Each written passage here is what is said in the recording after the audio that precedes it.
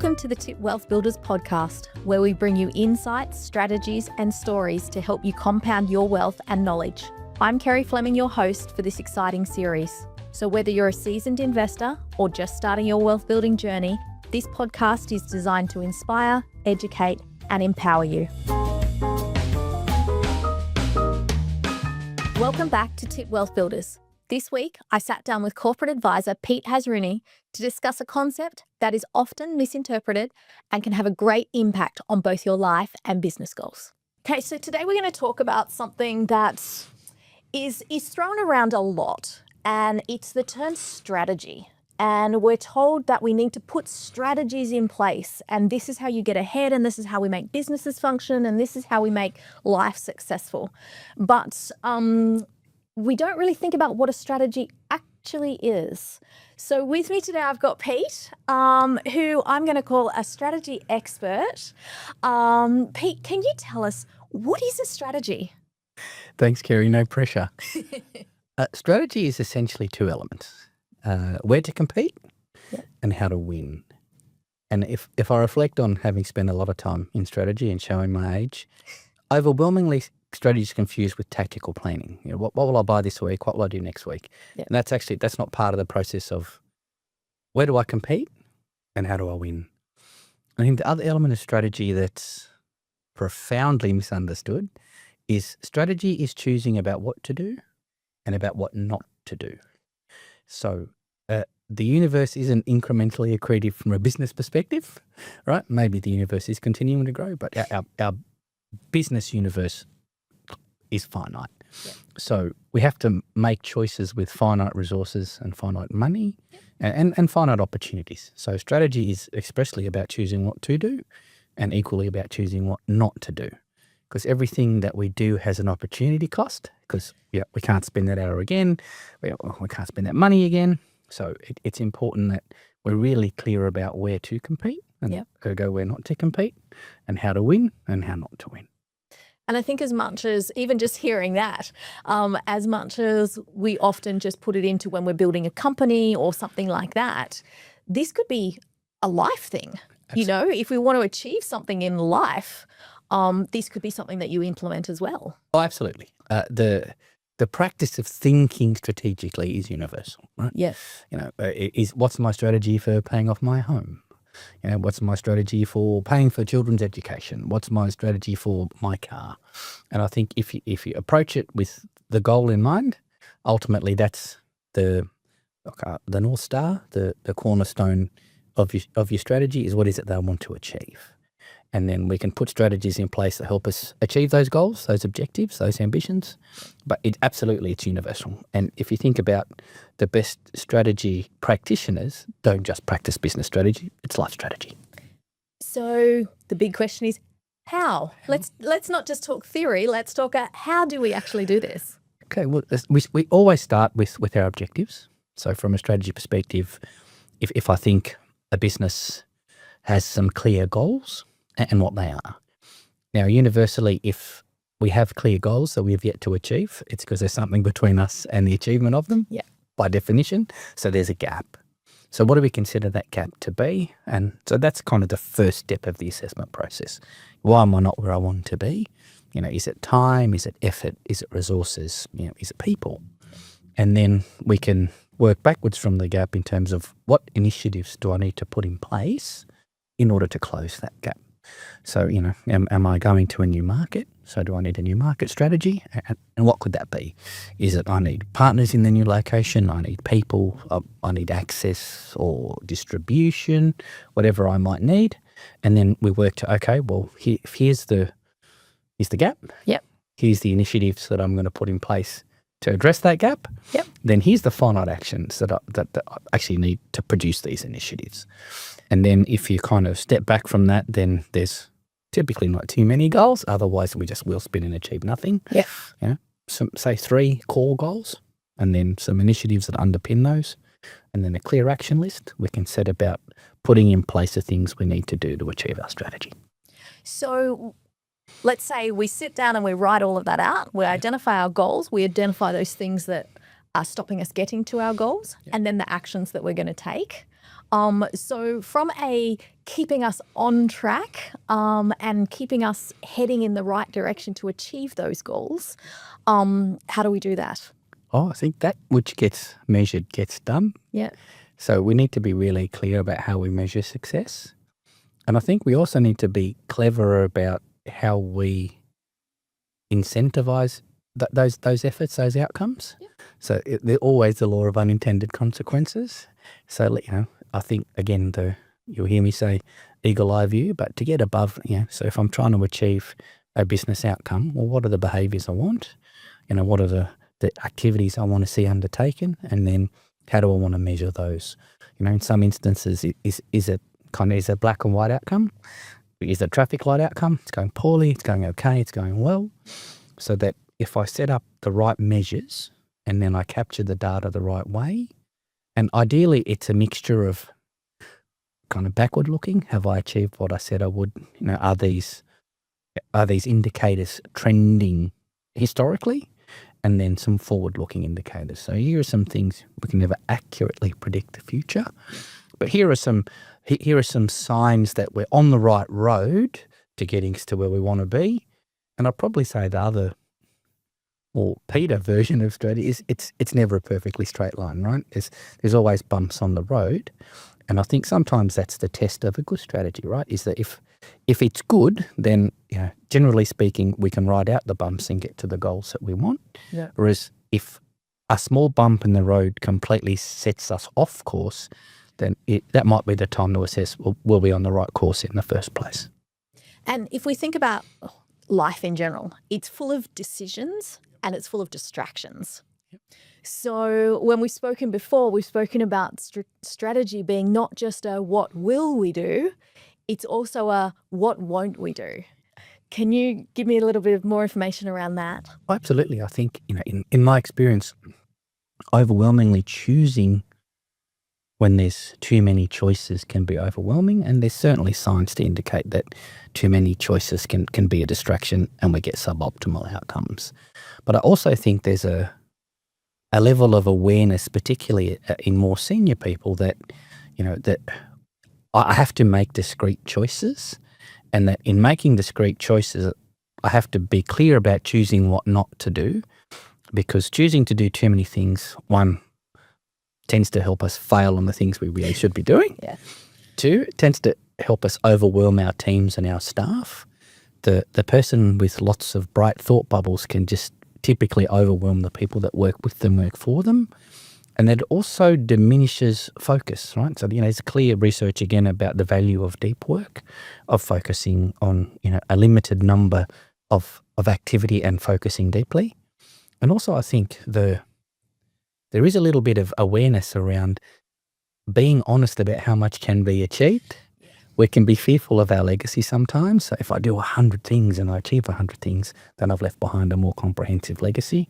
But the truth is typically choosing to do 2 or 3 things particularly well can be a far more enduring process and outcome necessarily than just doing so much that you never make any progress. And when we get that clarity to begin with of what are the actual actions that are going to move us towards that goal, and we become clear of what we're going to achieve, then that just takes away that, what do they call it, decision fatigue? Yep.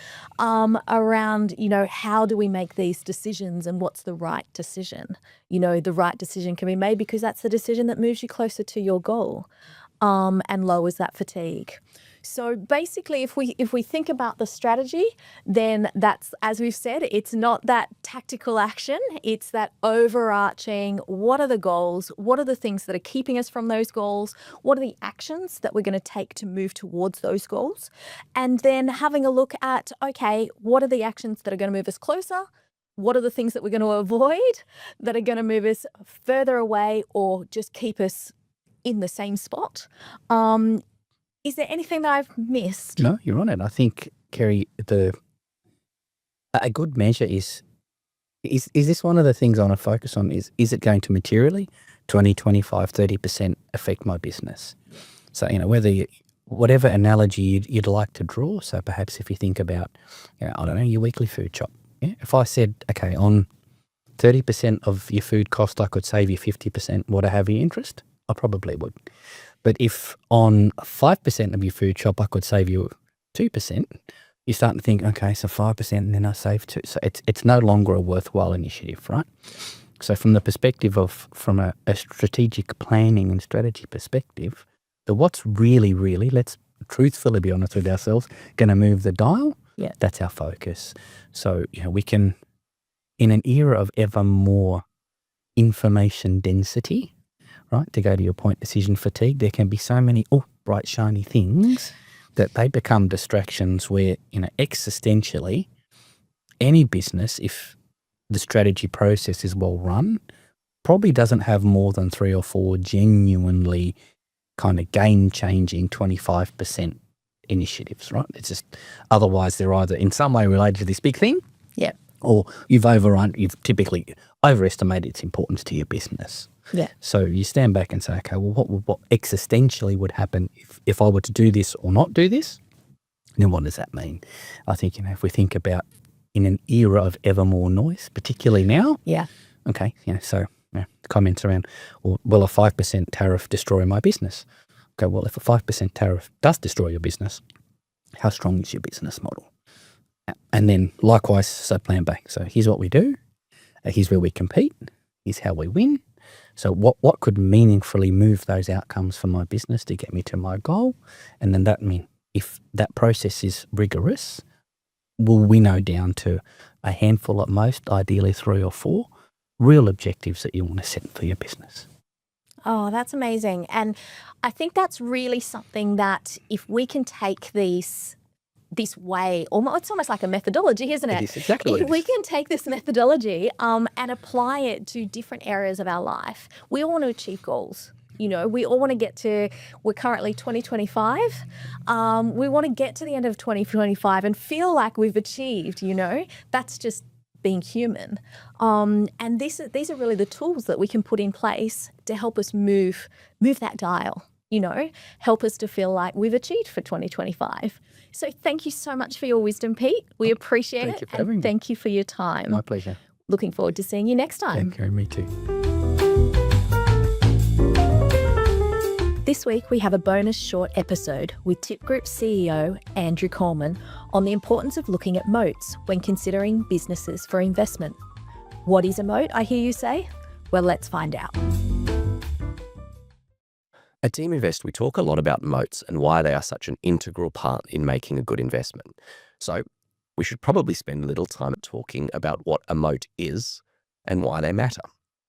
A moat, very simply, is a factor of a business, something innate to the way that organization is run, that gives it a barrier to entry against competitors, a barrier for someone else to eat their lunch, or an ability for that company to remain a price maker and deliver a sustainable competitive advantage. If you think about the old medieval analogy of a castle with a wide moat around it, protected by tall walls and turrets, that's what we're talking about here.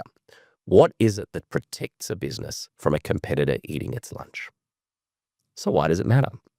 It matters very simply because any business that makes reasonable profits, particularly outsized profits, will by definition attract competitors. If your competitors see that something you do is earning you an outsized return on equity or more money than them, they will seek to copy it. And so any competitive advantage will only remain a competitive advantage for so long as you can protect it. Of course, moats come in all shapes and sizes.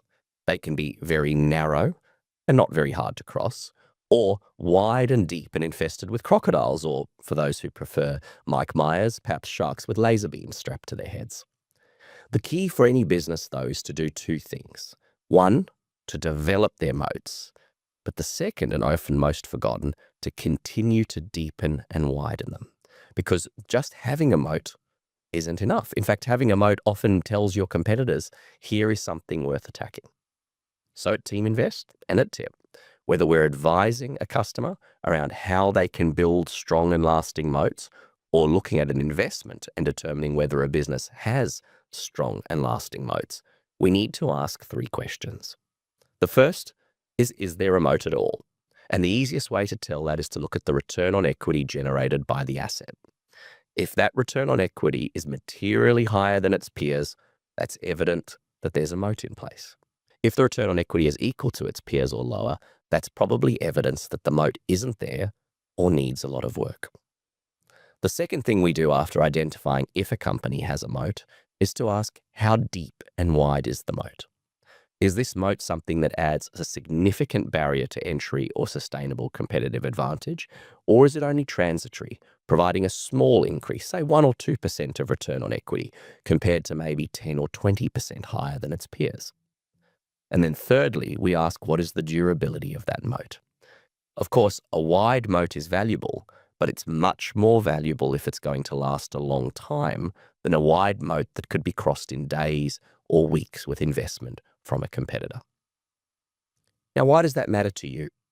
Well, simply put, whether you're running a business or making an investment, you want to be in your best position possible so that you can go away to a desert island, for example, or just a lovely holiday, and know that the business that you return to or the asset you've invested in will continue to generate the returns you want without you needing to be there watching it like a hawk. And the only way a business can do that is with deep and lasting moats. So we keep using the term moats, and we keep talking about sustainable competitive advantages or barriers to entry, but the obvious question, of course, are, can you name some examples? So some obvious examples of moats are things like intellectual property and patents, a legislative reason why that company has an edge in a certain product or service that its competitors cannot breach, at least not without a significant investment in either working around that patent or reinventing it. Another example of a moat is having some form of production or technological advantage that enables you to produce the good at a substantial discount to your competitors. Perhaps that is, for example, owning an asset, for example, a mining tenement located very close to a port or near close infrastructure, which gives a long-term cost advantage. Those moats tend to be a bit weaker, but they are still very valuable. Another kind of moat is the moat that we at Team Invest call the trapdoor moat. That's a moat where to switch away from your product or service is not impossible, but incredibly costly. Think something like a spinal transplant, where you're already plugged into using that software or service so deeply within your organization or personal need that to switch to save a few dollars is just not worth the effort. Accounting packages have historically had this, although with more recent technological advantages, may be losing their trapdoor moat.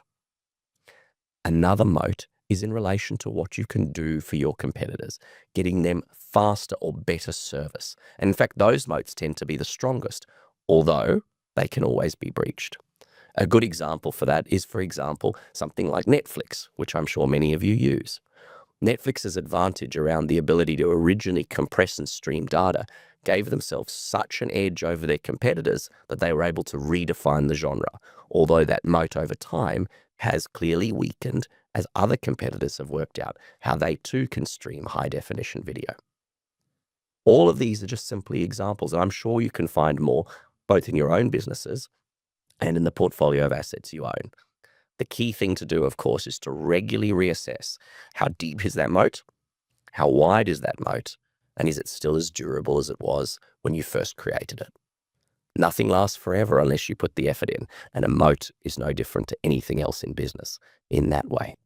Ideally, in a perfect world, you would like to invest only in assets whose moats are so strong that competitors are so discouraged they don't even try to attack it. However, in reality, it's probably unlikely, and you're much better off just looking for businesses or assets whose moats are wide and raging like the Mississippi, rather than a bunch of small streams that can be crossed in very small steps. Thank you for joining us on this episode of Tip Wealth Builders. We hope you found today's discussion insightful and inspiring. If you'd like to learn more about Tip Group, Team Invest, or our unique investment approach, visit us at tipgroup.com.au. And don't forget to subscribe to the podcast for more episodes. Until next time, stay informed, stay invested, and keep building wealth.